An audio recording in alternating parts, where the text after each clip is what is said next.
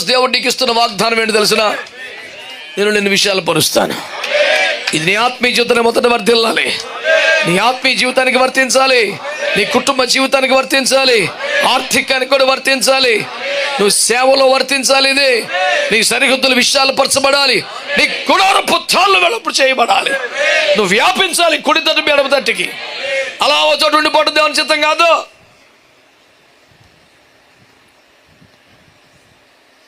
చిన్ని సమయంలో చూడండి, చిన్నపిల్లాడు ఇంకా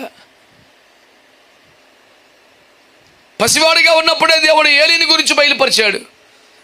నాన్న దేవుడు నీకేం చెప్పాడు భయపడిపోతున్నాడు. పర్లేదు నాన్న చెప్పు అని గట్టిగా ఒత్తిడి చేస్తే చెప్పేశాడు.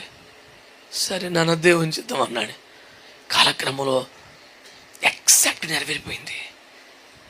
శామ్యూలుకి దేవుడు బయలుపరిచాడని, శామ్యూలు చెప్పింది అలాగే జరిగిపోయిందని మొత్తం వెళ్ళిపోయింది వార్త.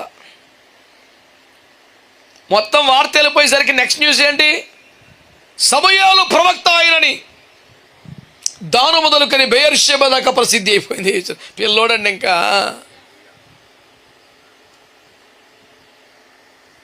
అతను ఎక్కడికి వెళ్ళా, అతను శిలోహు మందిరంలోనే ఉన్నాడు. సంవత్సరానికి ఒకసారి వాళ్ళ అమ్మ ఒక అంగీ తెస్తుంది అంతే. ఇతనేం బయటికి వెళ్ళా. ఇప్పుడు మాకులాగా కట్టిన స్టేజ్ మీదకి వెళ్ళి కటౌట్లు పెడితే బ్యానర్లు పెడితే ప్రసంగం చేసి రాలా, టీవీల్లో సోషల్ మీడియాలో కనబడలా.